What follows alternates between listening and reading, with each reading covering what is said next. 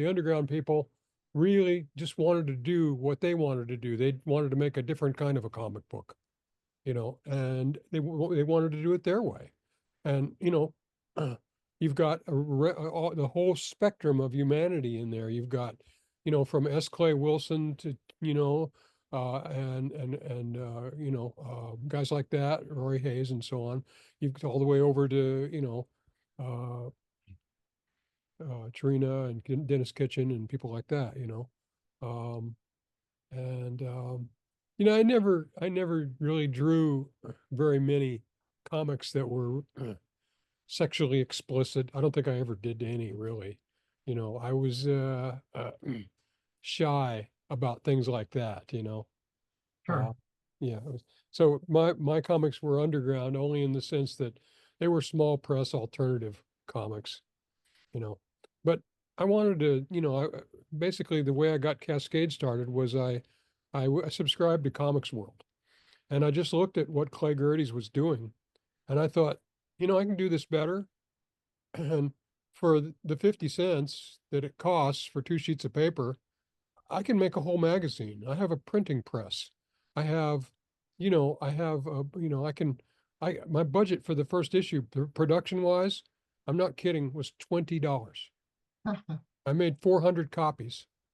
And that's the plates, that's the ink, that's the paper, you know, everything that it took, the staples, whatever, Yeah. because what I did was I only made for 16 pages, I only made 8 plates. I didn't make plates for the color overlays on the covers. I used paper plates.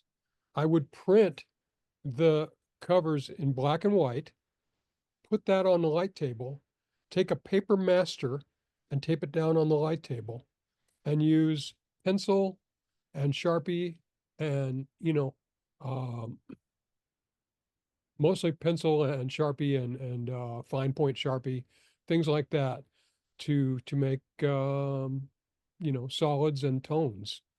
And I had, before that, I had cut overlays, using Zipatone and all that. And I thought it was a real pain having to angle the screens and all the things you have to do, you know. And I got a good handle on, how to percentage, the colors to get colors that I liked. And, but people loved the color, the way I Mhm. did it, because it looked like it was, colored pencil drawing or something for the color overlay. Well, and then some in the later issues you have the variant color where it's like say red at the top and then it goes down to green or something like that, almost like a carnival poster. You're doing that effect in some of the Yeah, that's called a split fountain, where you put different colors of ink on one run. The other thing that happened was I I was not maintaining the press.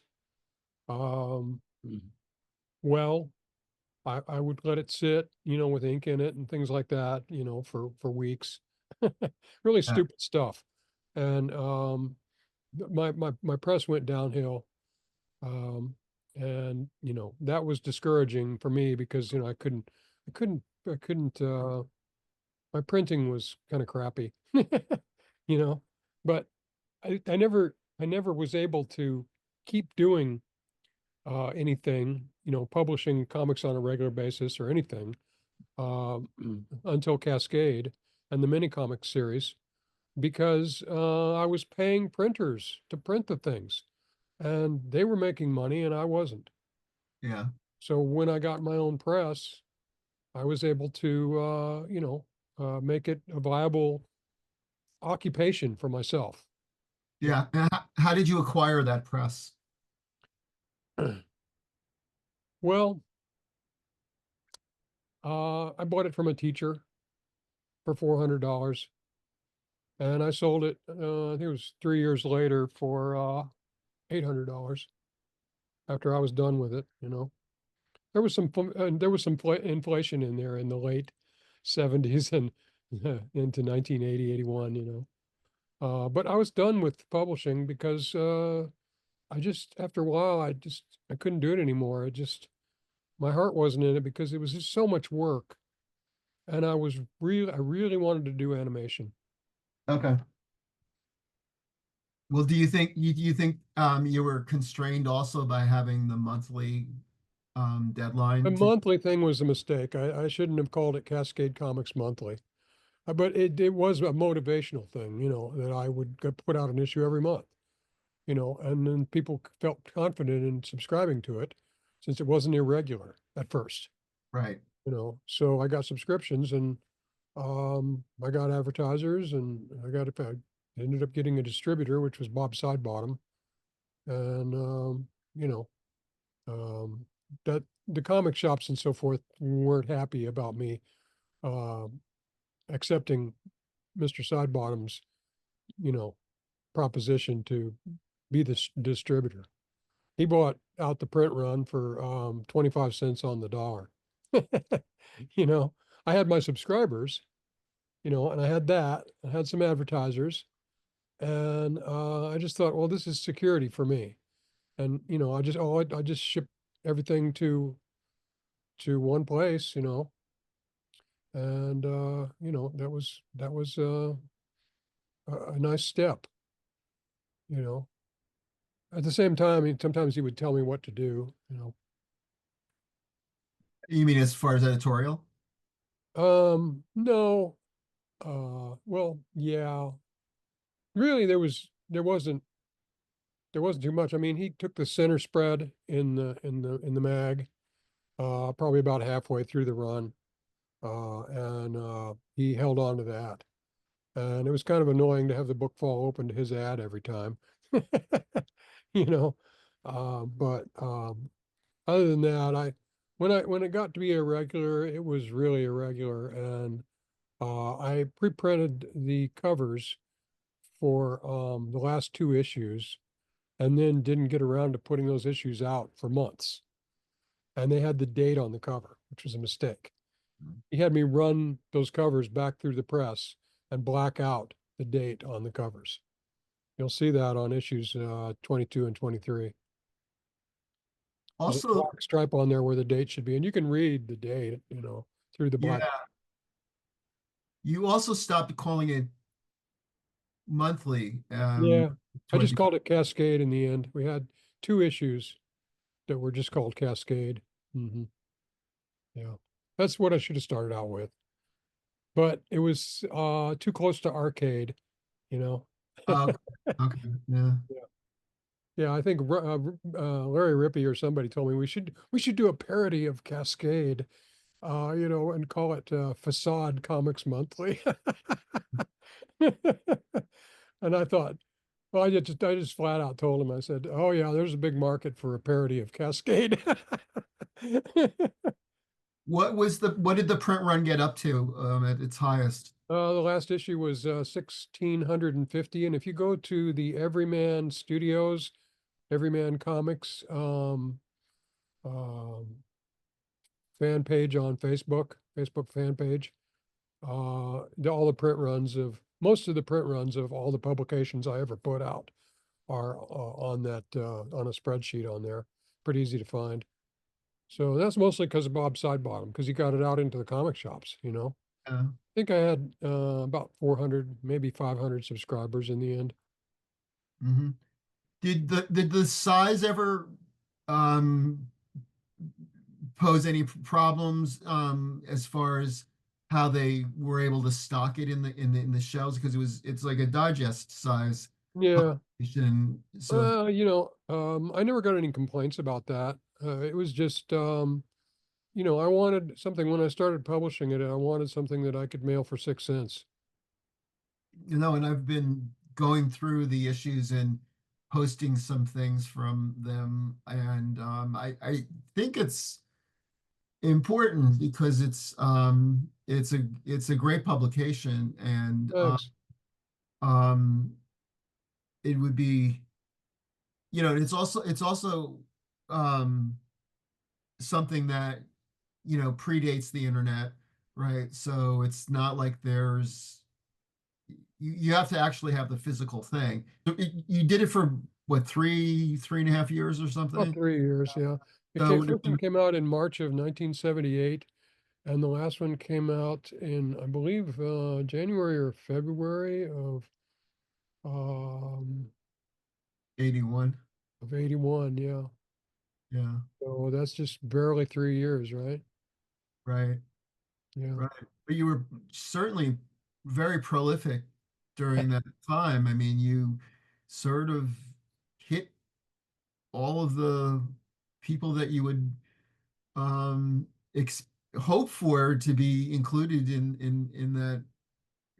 that run. I mean, again, it's for somebody coming into this like a little bit later and looking for historical documentation. I've found that Cascade is a great resource for me. Oh yeah.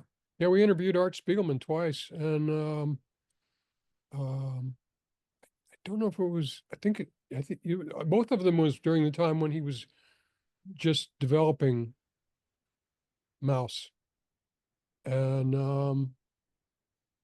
yeah, that was the big one. But all the interviews were fun to do, and I wasn't trained as a journalist. I just I'm just a fan, a fellow artist, whatever. And so the questions that I ask her, I guess, were a little geeky, but people who were more sophisticated, like Art and Francois, um, gave me very good answers. And of course, we had to transcribe all that stuff, and it wasn't easy back then, Yeah. just to type everything up and all that. So easy these days. Well, it is and it isn't. I mean, I try using transcription with my stuff, but it's you know, I never rely on it so much. Yeah, It gives you gives you a head start sometimes. for sure, for sure. I end up mostly I mostly just go back to listening and typing it out myself because I find that I there'll be less errors in my fast typing than there will be in whatever comes out, and it's just correct. It's just like I can spot my own errors, if that makes sense. Um, Okay. Having the AI do some transcription thing, it's just I find it more annoying. I don't know. Well, anyway, I'm very happy that I saved all those tapes, and I did. I think it's been over 10 years ago. I went ahead and sent them out to be digitized. You know, so I have all that data. So you have transcripts, No, I have. electronic. Well, no, I have the digitized recordings. Okay. And I have the original cassette tapes. I have all of it. You know, so um, and it was done professionally, so it's as good as it gets. A lot of the tapes had background noise, and it was not a great recorder. I didn't buy the most expensive tape or anything like that. It wasn't Sure. professional at all. It was just to get the story. Yeah, no, I that's how I did it, when I was starting out too. It was just But I got to tell you how I really started Cascade. I figured out that I could make a monthly magazine and how I was going to do it physically. And then I took my vacation in San Francisco, stayed with Frank M. Robinson, my friend, the science fiction writer, and movie screenwriter. He was an old pulp guy. He was a friend to the studio, and basically, Larry Rippey was a big help. He introduced me to so many people. Um, I met Dan O'Neill and all the most of the air pirates.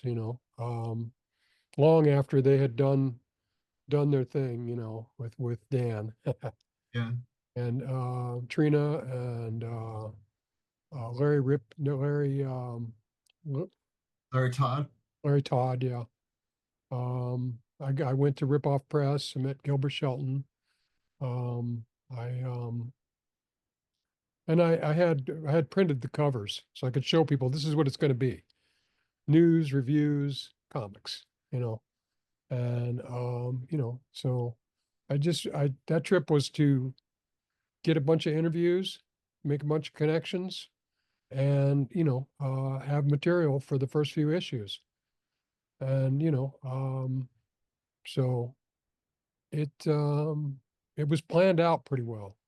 I had done enough publishing up to that point that I had a pretty good idea of how to do everything on an efficient basis, and, you know, do it all in-house. Nothing goes out I didn't even have to get plates made or anything. I do it all myself. Um, at first, you know, but What was the process for you making the plates? had a plate maker that took it had a plating on it, which is 8.5 by 14, I think. And you just you have these plates, it's direct to plate. There's no negative. There's metal plates, you know. I had the press, you know. Other than that, if I needed stuff folded, I had to take it out, and then we would staple it in-house. We'd collate and staple it. But plates were one of the things I had to have done. Do you still have the plates? Uh, yeah, I want to say yes, but I don't know where they are. I have so much stuff, I Yeah. never I never throw anything away when it comes to my artistic endeavors. Try not to. I may have at some point tossed them, but they're aluminum, so if I did, they should have been recycled. I hope they're still around. I mean, they're interesting. I would find them incredibly interesting. Yeah, I mean, I pulled out some of the see, at one point I had to go from metal to plastic plates, Sure. just from the standpoint of expediency. And of course, the metal plates were direct, the plastic plates were direct. There was no difference in the quality. It was just that the metal plates, I could put them in the file and I could pull them back out later and put out another print run, of an issue. I only did that for the first 4 issues because I only printed 400 of the first um, 4 issues, and then I was able to squeeze 600 more copies out of those plates for those 4 issues. So numbers 5, 6, and 7 are the most scarce. If you look at that spreadsheet in the Everyman Studios page, Okay. if you can't find it, I'll send it to you. Oh, okay. I should be able to find that. I just find it interesting. So one of the things I've been doing the last couple of years is in the fall, I give a lecture or talk at the School of Visual Arts in New York, Mm, about zines, right? About the history of zines. And as part of that, though, I'll go into talking about how publications, self-published publications were made in the past, because these are students who are, generally artists and writers, but mhm, grew up in the digital age, right? So the thought of any of this older stuff is just very, it's it's nothing they ever experienced, right? So I love to be able to at least briefly go into different periods of like how something was actually physically done at that mm, point. So I would yeah. love to see one of you. I would love to have one of your plates from that. It would be a really interesting thing for me, and Sure. also to show to the students, like, here's the printed publication, because I have all copies of your, of Cascade, right? Like, I say, Right. this is this, here's the plate that actually made this, right? I think Yeah. that's a really interesting. It's one thing when somebody is explaining something to them, Mhm, but when you can physically show them the two things, this turned into this. Uh, mhm. it's different, it adds something to it. Well, maybe it would help them to appreciate the technology that they have access to. because everything is so much easier now. In whatever you're doing, if it's film, video, if it's publishing, I don't care what it is, it's so much easier now. You know, like when I got started, I was a Marvel Comics fan, and I had a letter published in Nick Fury, Agent of Shield, #4.